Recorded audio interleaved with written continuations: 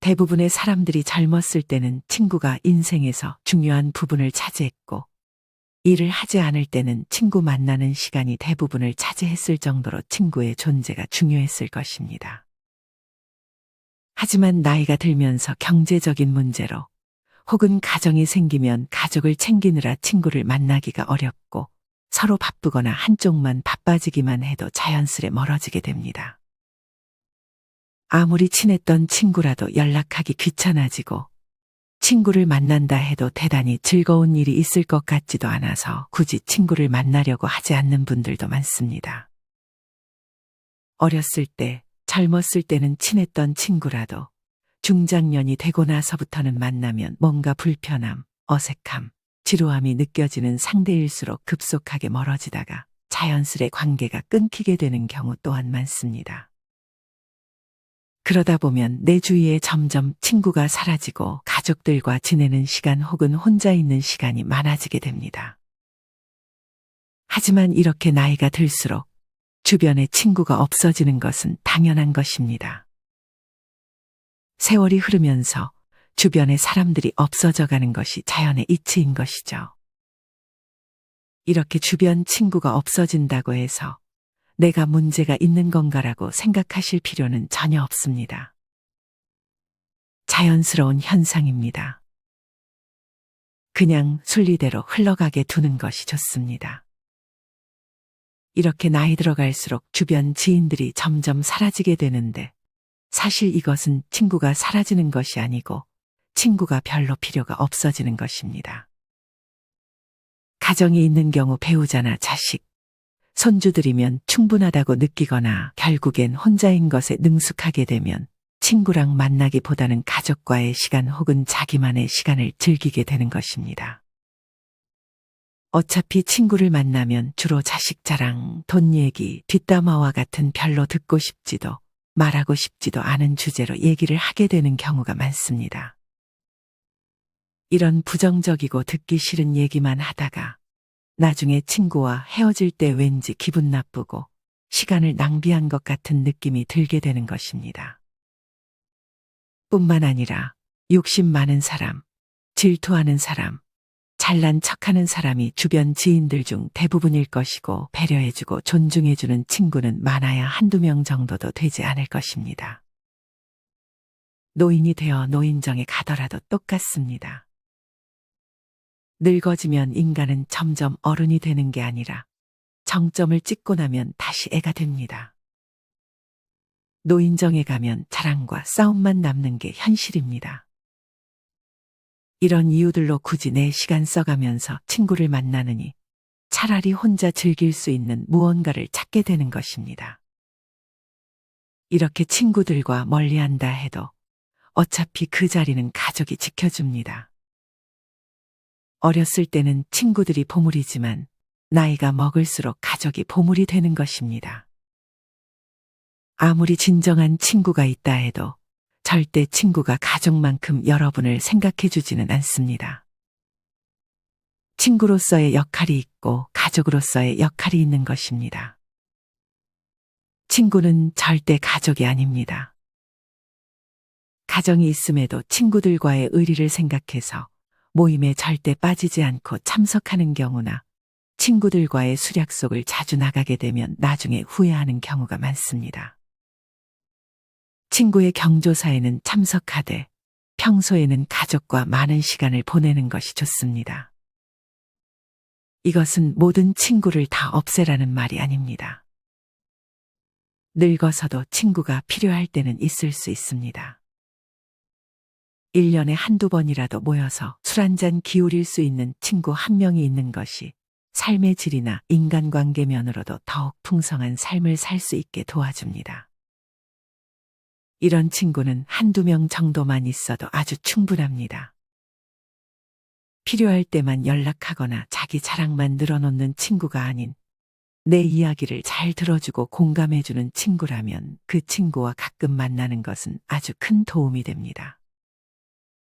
만나면 불편하지 않고 마음이 편한 친구들과의 관계만 유지하는 것이 좋습니다.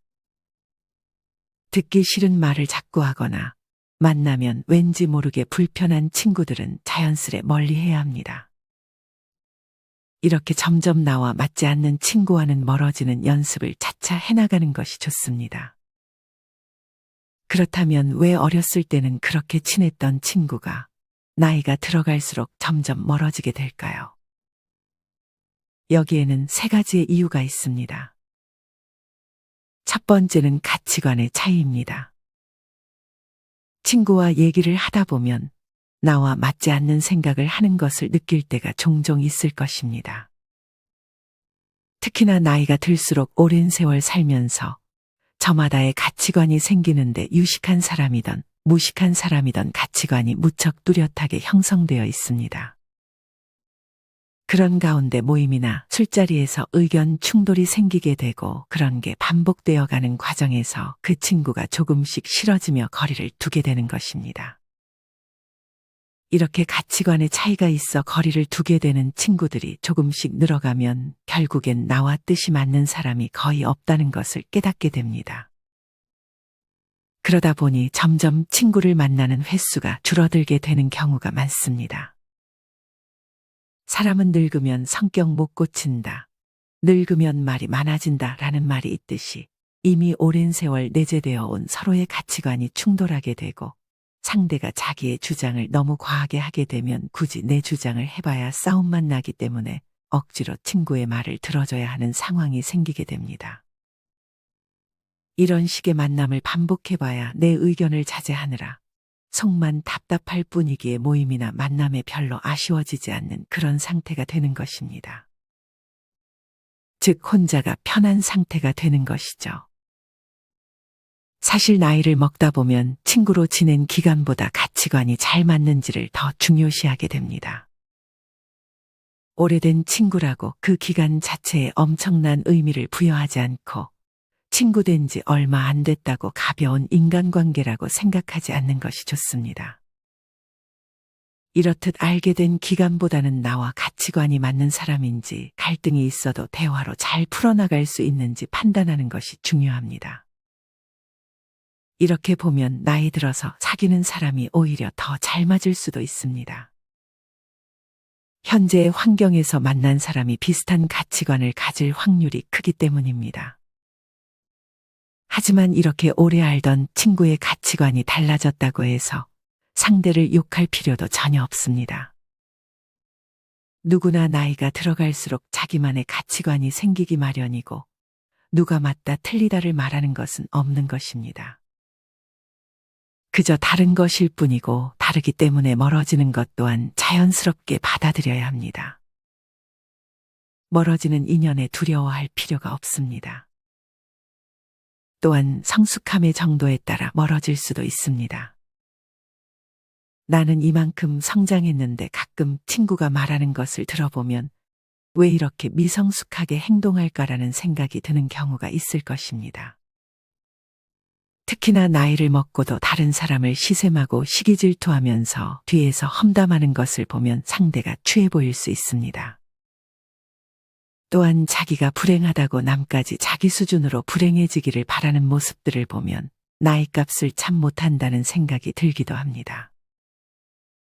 이런 사람과 관계를 끝맺음에는 망설임이 없어야 합니다.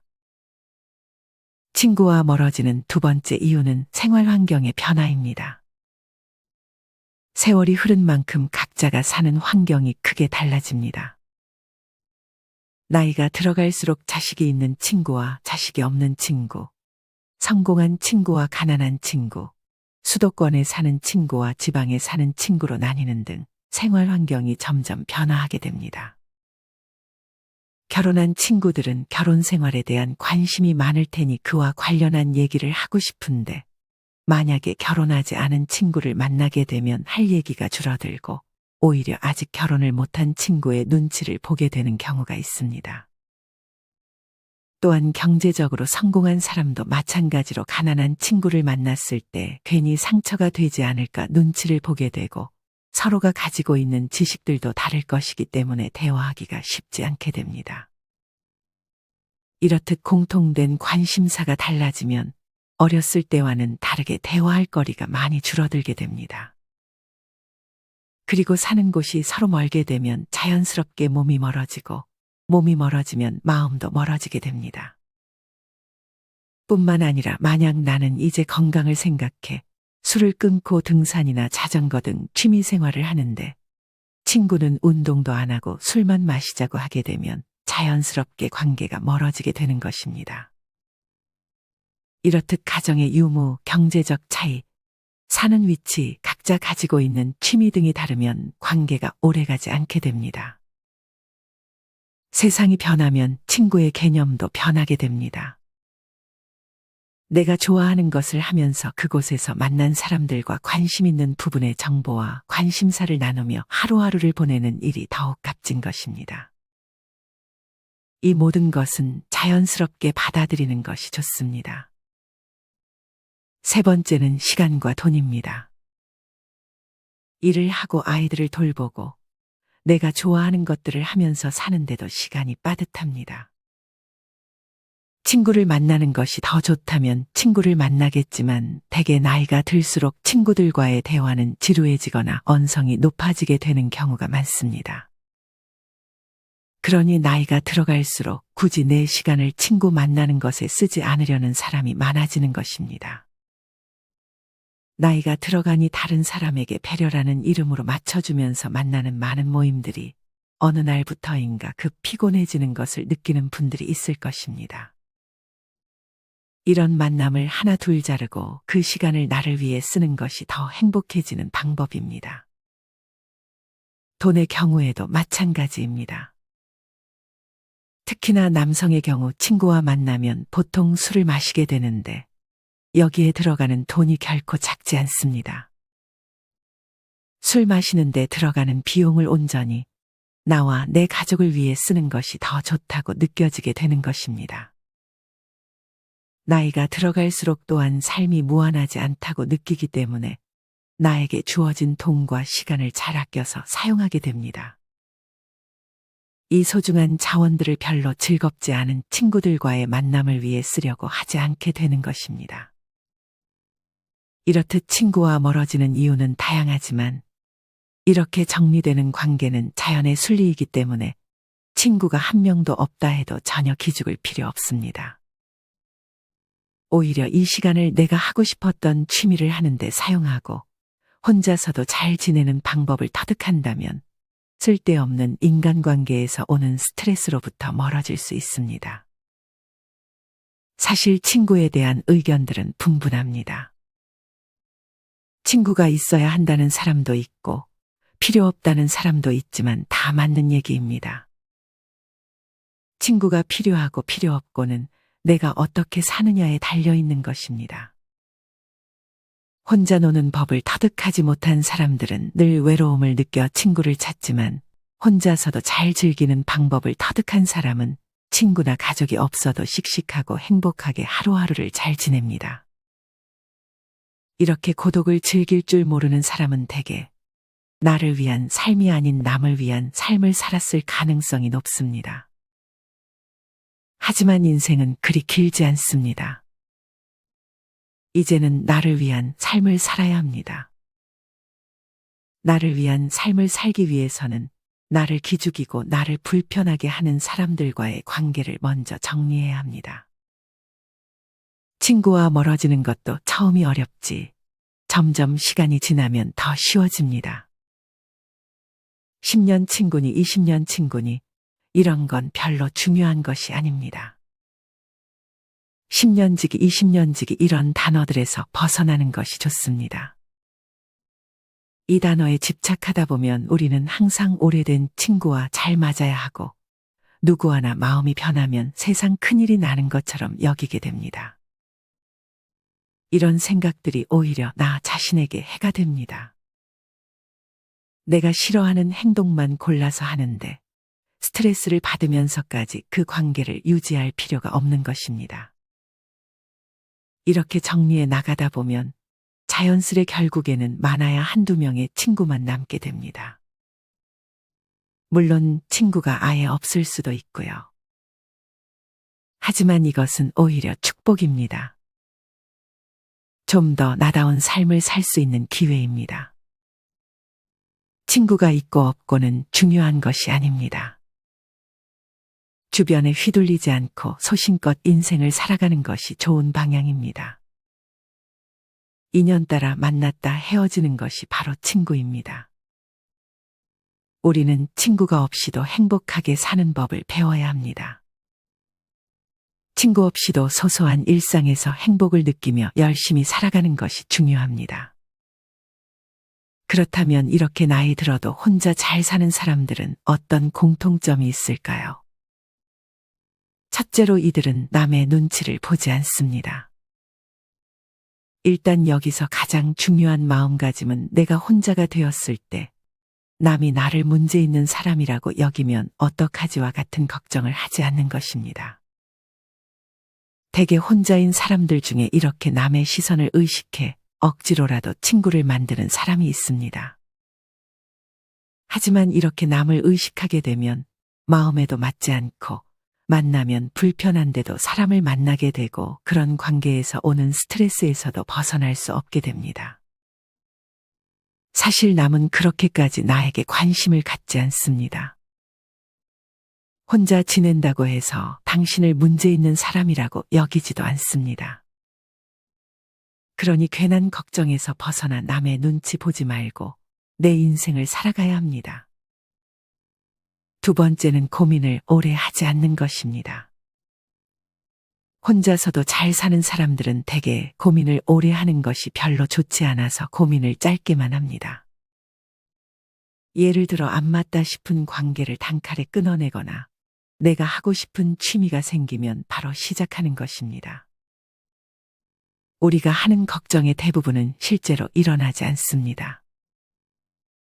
내가 이런 행동을 했을 때 나를 안 좋게 생각하면 어떡하지? 내가 이 취미를 시작했을 때 다치면 어떡하지? 와 같은 두려움을 가진다면 아무것도 시작하지 못하게 됩니다. 하지만 혼자서도 잘 사는 사람들은 고민을 짧게 하고 바로 실행으로 옮깁니다. 마지막으로 혼자서도 잘 지내는 사람들은 인생에서 해야 할 것들이 넘쳐난다고 생각합니다. 이렇게 생각하니 친구가 없어도 하루하루 바쁘게 그리고 재밌게 사는 것입니다. 나이가 들어도 재밌게 삶을 사는 사람들은 할 게 너무나도 많다고 합니다. 예전에는 일과 가정을 챙기느라 하고 싶은 게 있어도 뒤로 미뤘다면 나이가 들수록 시간이 여유로워지기 때문에 못했던 것들을 하나하나 해보는 것입니다. 이렇게 하나씩만 해봐도 외로울 틈이 없습니다. 무언가를 배우면서 거기서 또 다양한 사람들과 얘기를 나눌 수도 있고 남은 인생을 설렘으로 살 수 있게 되는 것입니다. 이렇게 혼자만의 시간을 즐길 줄 아는, 즉 고독을 즐기는 사람들이 인생을 행복하게 살 수 있습니다. 이러면 자존감도 높아지고 끌려다니는 인생이 아닌 주체적인 인생을 살아나갈 수 있습니다. 우리는 혼자여서 외로워하는 것이 아니라 혼자인 것에 감사해야 합니다. 산책을 하다 집 주변의 작은 공원에서 풀벌레의 소리가 들릴 때면 내 청력이 좋음에 감사하고 빛나는 햇살이 내 얼굴을 비출 때면 따스한 햇살을 느낄 수 있음에 감사하는 것입니다. 이외에도 하루를 살다 보면 감사할 일이 참으로 많습니다. 맛있는 음식을 차려 먹을 수 있음에 감사하고 TV를 보고 한바탕 웃을 수 있음에 감사해야 합니다. 이렇게 감사하는 마음은 놀라운 효과가 있습니다. 감사하는 마음을 갖는 습관은 스트레스를 줄여주고 우울증, 부정적인 감정에서 빨리 벗어나게끔 도와줍니다. 감사하는 마음을 습관으로 만들면 잠도 더 잘 오고 피로감이 낮아짐은 물론 심장 질환의 위험이 줄어든다는 연구 결과도 있습니다. 이렇게 감사하는 습관을 만드는 방법들이 있습니다. 첫째는 작은 것에서 감사함을 느끼는 것입니다. 감사하는 마음은 전혀 아낄 필요가 없습니다. 오늘 날씨가 화창한 것에 감사하고 내가 생각했던 것보다 음식이 맛있게 된 것에 감사해야 하는 등의 사소한 것들에 감사하는 일들을 찾으면 좋습니다. 두 번째는 명상을 하는 것입니다. 가만히 앉아 눈을 감고 오늘 있었던 일 중에서 감사할 만한 일 3가지 정도를 생각해 보는 것입니다. 이때 주의해야 할 것은 감사한 일을 떠올림과 동시에 그것을 감사했을 때 느껴지는 감정을 오롯이 느끼는 것입니다. 이렇게 직접적으로 시간을 내서 명상을 하게 되면 더더욱 감사의 효과가 극대화됩니다. 마지막으로 감사 일기를 쓰는 것입니다. 일기를 쓴다고 해서 거창하게 길게 쓸 필요는 없습니다. 오늘 하루 중 감사했던 것들 2-3가지 정도만 그냥 종이에 쓰는 것입니다. 핸드폰에 있는 메모장에 써도 좋습니다. 이렇듯 감사와 함께하는 삶을 살 수 있다면 삶의 질이 훨씬 올라갈 것입니다. 이것들을 아직 안 해보신 분들은 꼭 하루만이라도 해보셨으면 좋겠습니다. 오늘은 나이를 먹어도 친구가 필요 없는 이유, 그리고 남에게 휘둘리지 않고 내 인생을 주체적으로 살아가는 법에 대해 이야기를 드렸습니다. 이 영상이 남의 눈치를 보며 좋지 않은 관계를 지속하는 분들에게 좋은 영상이 되었기를 희망합니다. 이상으로 오늘의 영상을 마치겠습니다. 우리 모든 구독자분들의 행복한 여생을 응원합니다. 다음에 더 좋은 내용으로 찾아뵙겠습니다. 감사합니다.